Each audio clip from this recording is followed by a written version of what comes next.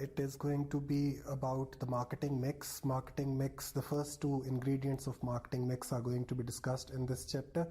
That is product and price. First of all, we need to define what is product. Product is basically the general name of a good or service that is being provided by a particular business. After talking about product, we start talking about another another terminology which comes to mind right after the product. It is called a brand. Brand is a unique name which distinguishes a particular range of products from the other ranges of products. So if a business wants to get itself recognized in the market, if a business wants to get its range of products recognized in the market, it wants to convert its products or range of products into a brand, which is a unique name which gives a competitive edge to their product as compared to the other players in the market. Now, when we are talking about product, after product, the whole thing is going to revolve around the product and price. The product life cycle is the next thing that we are going to talk about. These are the different stages through which a product passes before it is rejected by the market. We are talking about the 4 different stages of product life cycle which need to be discussed before we can start talking about other things. The first stage of product life cycle is what you call as the introduction stage. It is where the product is launched in the market.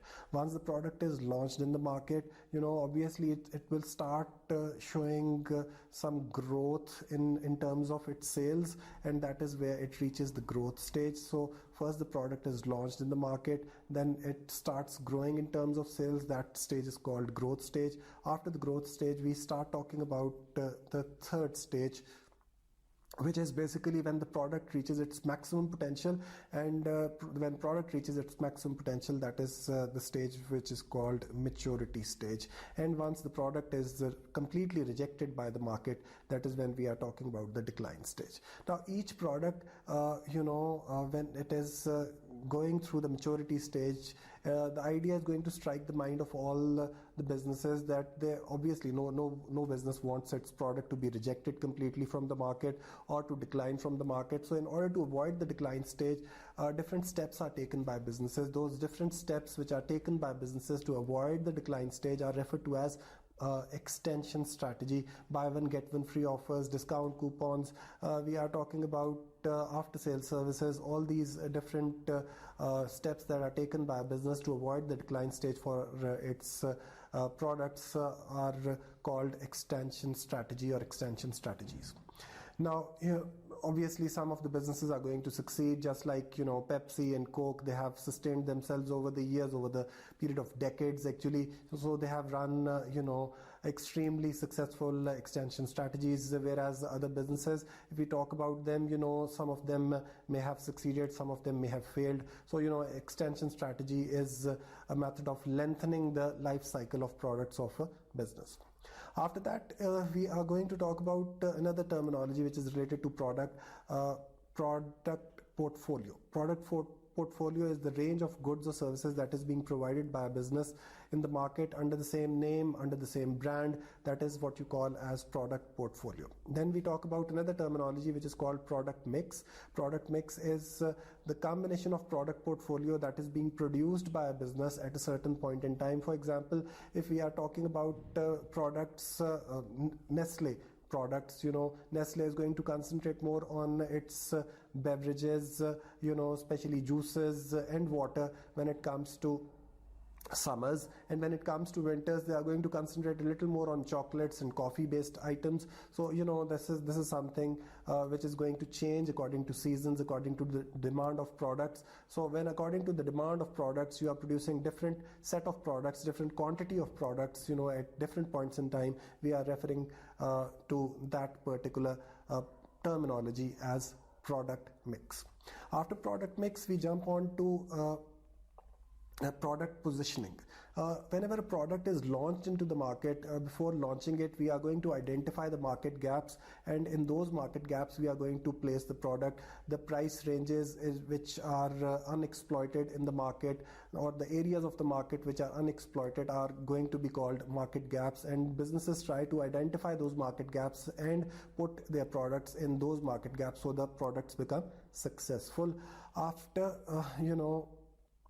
these terminologies that we have discussed regarding product, we are going to now jump on to the second P of marketing, which is called price. Price is basically cost to the customers.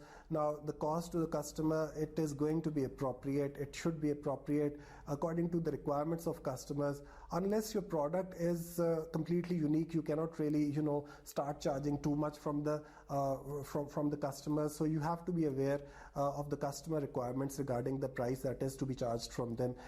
For devising marketing, for devising pricing strategies, businesses are going to basically use two umbrella-like strategies. The first strategy is called cost-based pricing, and the second umbrella-like strategy is called competition-based pricing. There are four different pricing strategies which come under the scope of cost-based pricing. Obviously, cost-based pricing is when cost is used as a variable to set the price for a particular product. When you change the price, the manufacturing cost of a particular product to set the price, that is, the product was manufactured for 100 rupees and now you are selling it for 120.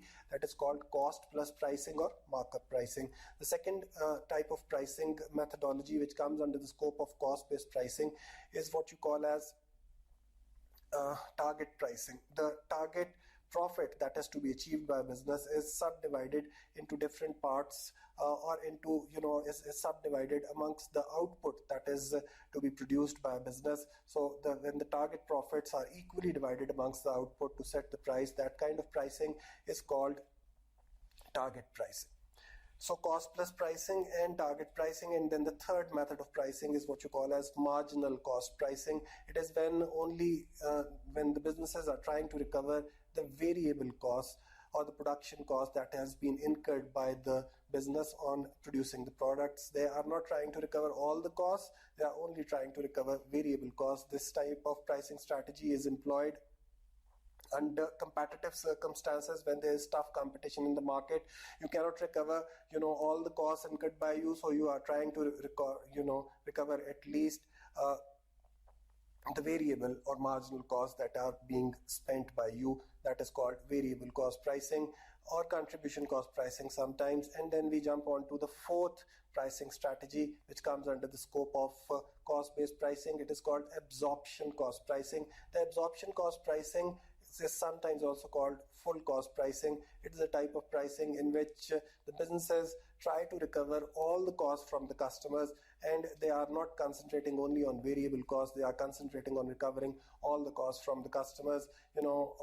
This type of pricing strategy is called full cost pricing strategy or absorption cost pricing strategy. After that, we jump on to the second umbrella of pricing strategies. We start talking about, it is called competition-based pricing. Under the competition-based pricing, we are talking about a special type of pricing which is called standard pricing. Standard pricing in when a regulatory authority sets the price of a particular product or service. Just like in Pakistan, we have OGRA, Oil and Gas Regulatory Authority, which sets the prices for all the petroleum-based products, and these prices are standardized, all over Pakistan. That is what you call as standard pricing. Then we have a type of pricing which is called price leadership. Price leadership is when the market leader determines the price and all the other smaller businesses having smaller market shares are going to basically follow the market leader. Then we have the third type of pricing which is called destroyer pricing. Destroyer pricing is basically that method of pricing which is sometimes also called predatory pricing. It is when the prices are reduced by some of the existing businesses to such an extent that it becomes impossible for new businesses to enter the market, or sometimes some large monopolies or monopolistic businesses are going to reduce the prices to push the other businesses out of the market. That is called destroyer pricing or predatory pricing. Then we have a type of pricing methodology which is called dynamic pricing. Dynamic pricing is changing the price according to different segments of the market, or it is a type of pricing methodology which uses the concept of price elasticity of demand to set the prices. That is, when the demand increases, the price also increases, and when the demand decreases, the price also decreases along with it. So after that, we are going to talk about psychological pricing. Psychological pricing is marginally reducing the price to attract the attention of customers. You are trying to convince the customers that they will end up paying less, whereas the amount which has been decreased is just marginal, is just a very small or negligible amount which has been reduced just to attract the attention of customers. Psychological pricing is like charging $26.95 or $39.99 instead of $4,000. That is what you call as psychological pricing. And then we talk about perceived value pricing. Perceived value pricing, when we are talking about it, it is charging the customers according to their perceptions. This type of pricing methodology is usually used by those businesses who have established their products in the market, who have brand loyalty. Brand loyalty is when the customers keep on buying the same product over and over again. And then we end this second methodology of pricing with the last method of pricing, which is called loss leaders or loss leadership. Sometimes it is called this loss leaders or loss leadership is a method of pricing in which we reduce the price to such an extent sometimes that we are sustaining losses, and we try to compensate those losses through the profits earned by other products in our product portfolio. This is usually done when a product has reached its decline stage.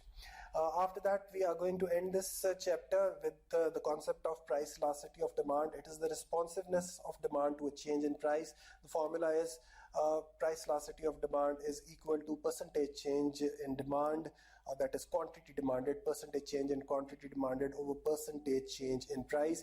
If the answer of PED, that is the absolute value, ignoring the negative sign, if the answer is going to be below 1, that is between 0 and 1, the product is deemed to be inelastic, that is, it does not show a significant change in demand with a change in price. Or if the value exceeds 1, we are talking about elastic goods, those goods which show a significant change in demand with reference to change in price. Assalamu alaikum.